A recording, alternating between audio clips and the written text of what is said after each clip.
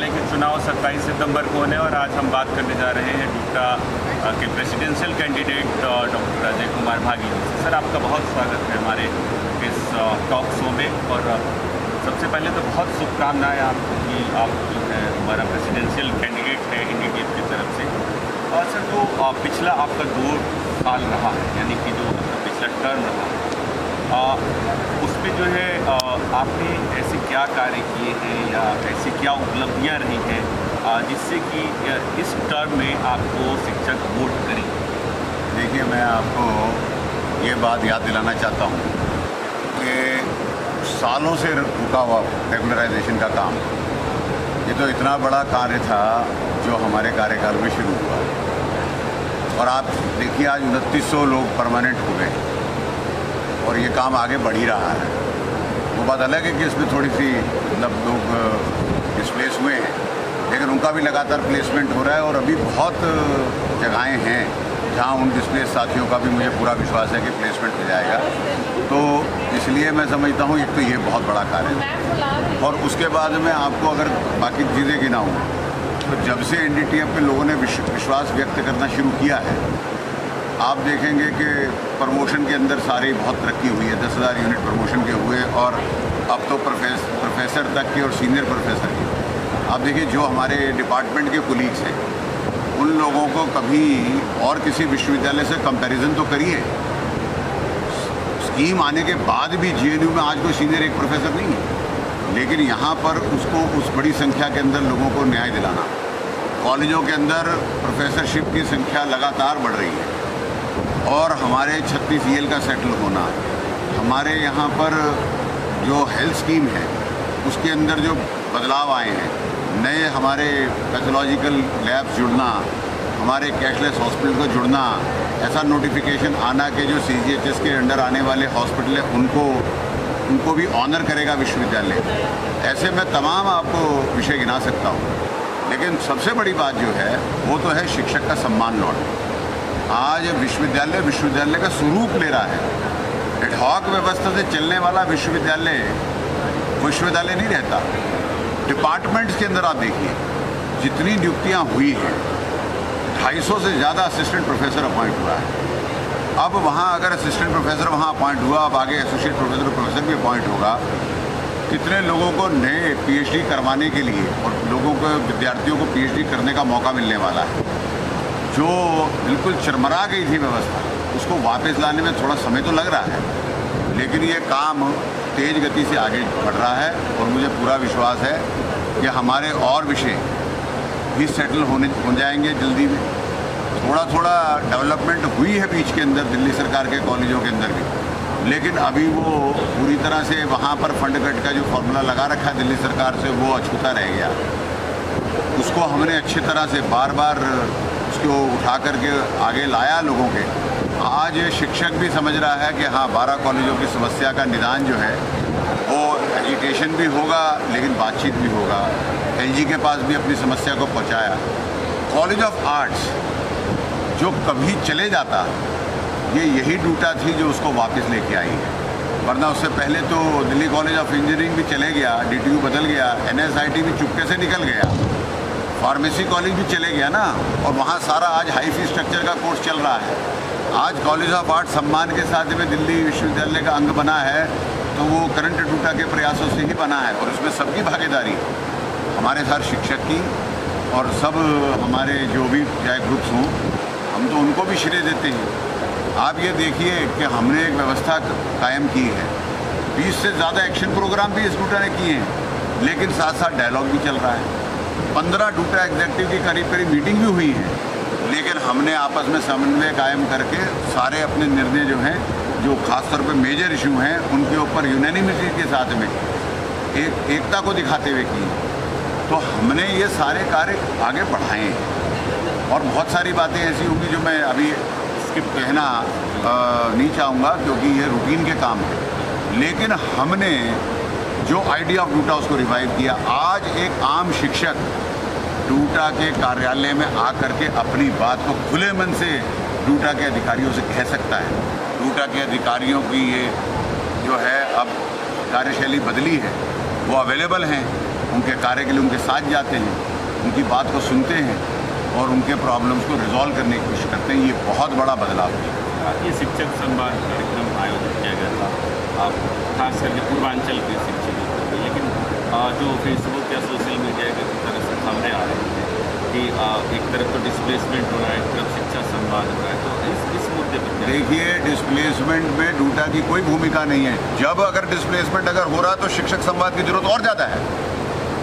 ये शिक्षक संवाद को क्वेश्चन मार्क करने वाले लोगों ने ही इस पूरे डूटा को एडहॉकिज्म में कन्वर्ट किया और डूटा को शिक्षकों से दूर किया है।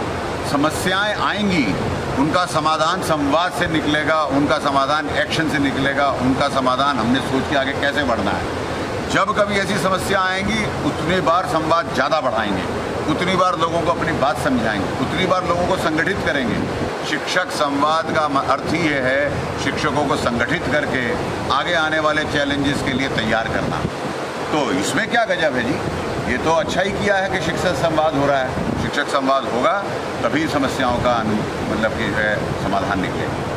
22 सितंबर को सर चुनाव होने हैं, एक तरीके से आप कहिए तो जैसे विपक्ष एकजुट हो गया था उसी तरीके से यहाँ भी एक विपक्षी, उधर विपक्ष एकजुट हुआ है कुछ लीडर्स, इधर शिक्षक एकजुट हो गए हैं। ये बहुत बड़ा अंतर है।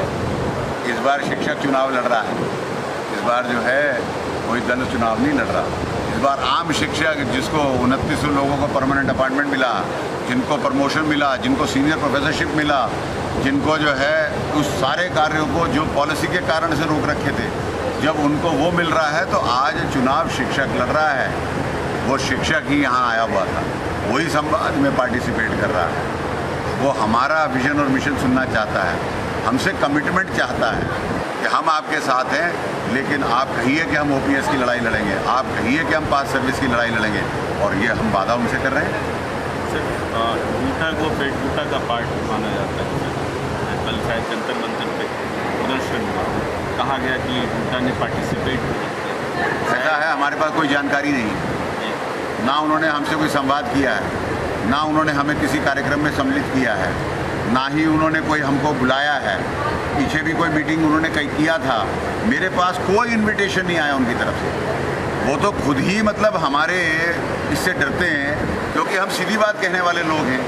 उनको क्योंकि कार्यक्रम जो है कुछ और विषयों पे चलाना रहता है, मणिपुर से लेकर कहीं और, उनको विषय भटकाने होते हैं। केवल इलेक्शन के समय पे उनको शिक्षा के मुद्दे और शिक्षक के मुद्दे याद आते हैं, बाकी समय तो उनको 2024 की तैयारी करना रहता है। इसी कारण से उन्होंने हमें तो बुलाया ही नहीं है, ना हमारे पास कोई इनविटेशन है, ना कोई कॉल है, ना उन्होंने कोई मुझे बताया है कि हम क्या करने जा रहे हैं। तो हम कैसे पार्टिसिपेट करेंगे जी? तो और जब डूटा का चुनाव चल रहा है तो उनको हमको कॉन्फिडेंस में लेके करना चाहिए ना। वो कॉन्फिडेंस में लेना नहीं चाहते, उन्होंने हमें कॉन्फिडेंस में लिया ही नहीं है। और अगर आपको इस चुनाव को विशिएट करके जंतर मंतर पे ले जाना है तो हमसे चर्चा तो पहले करना पड़ेगा ना, चर्चा करते नहीं है। तो ओल्ड पेंशन स्कीम, इसको लेकर के हम ओल्ड पेंशन स्कीम के बिल्कुल हक में है, फेवर में है। और मैं आपको ये याद दिला दूँ, जो लोग ओल्ड पेंशन स्कीम के लिए कह रहे हैं ना, हम ही हैं जिन्होंने कम से कम नहीं तो हर बार जिस बार UGC और मिनिस्ट्री ऑफ एजुकेशन गए हैं तो ओल्ड पेंशन स्कीम और पास सर्विस काउंट को हमेशा अपने बैनर के ऊपर टॉप प्रायोरिटी पे रखा है। वरना ये वो लोग हैं जो दूसरी तरफ खड़े हैं आज लीडर, जिनके रहते खुद डूटा अध्यक्ष रहते यहाँ से ओल्ड पेंशन स्कीम गई और NPS आई और ये कुछ नहीं कर पाए। और ये वही लोग हैं जब इनके समर्थन की सरकार आ गई तो ये ओल्ड पेंशन स्कीम पे कुछ नहीं कर पाए। जब इनके समर्थन की सरकार आई तो हमारे लिए API PBS का तोहफा लेके आए, जिससे सबकी प्रमोशनें बंद हो गई। ये वही लोग हैं जिन्होंने हमारे यहाँ पर परमानेंट नियुक्तियाँ जो ऑर्डनरी तौर पर चलती रहती थी उसको भी बंद करवाया। तो ये वही लोग हैं जब DC में थे तो हमारा पास सर्विस काउंट 0 करवाया। तो हम जानते हैं उनकी कार्यशैली। आज शिक्षक जो है पूरे दिल्ली विश्वविद्यालय का इनका असली चेहरा पहचान चुका है। शिक्षक एकजुट है, वो डूटा के साथ है, किसी टॉट के साथ नहीं। सर आप 27 तारीख को इलेक्शन, उसके लिए शिक्षकों को क्या संदेश? मेरा संदेश ये है कि किसी बहकावे में, किसी अफवाह में मत आएँ। कोई प्राइवेटाइजेशन का, कोई ऑटोनॉमी का, जो ग्रेडेड ऑटोनॉमी के माध्यम से वो अगर कोई ऐसा कोई प्रपोजल है उसका डूटा समर्थन नहीं करता और उसका विरोध करने के लिए पूरा तत्पर है। जैसे हमने थर्ड अमेंडमेंट का खुल करके विरोध किया था, हम ही थे उसमें सबसे आगे। जैसे हमने 2019 में हम ही थे सबसे आगे, चाहे अध्यक्ष कोई भी रहा हो। 28 अगस्त के लेटर का विरोध करके उसको वापस कराया था, इन सब का भी नाश होगा। जैसे हमने CO कॉलेज ऑफ आर्ट को अपने विश्वविद्यालय में वापस लाया, जैसे हमने नियुक्ति प्रक्रिया को शुरू करवाया और यहाँ पर रेगुलराइजेशन का काम शुरू करवाया, वो सारे कार्य वापस हुए। आपका जो पैनल है उसके बारे में एक बात।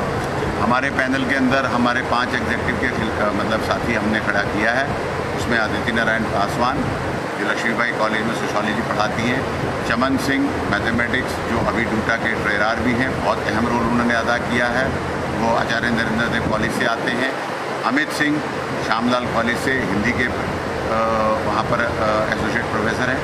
और साथ ही साथ में हमने इसके अंदर कमलेश रघुवंशी जो हमारे पुराने साथी हैं उनको चांस दिया है। और सबसे यंग जो हमारी साथी आई हैं, जैसे कि अदिति को हम वुमेन उसमें लाए हैं, ऐसे ही आकांक्षा खुराना कॉमर्स में दिल्ली कॉलेज ऑफ आर्ट्स से। एक अच्छा बैलेंस नए और पुराने का मिश्रण और कमिटेड, और जो शिक्षकों के लिए कुछ कर गुजरने का जज्बा रखते हैं, उनको लेकर के हम इस बार पैनल में आए हैं।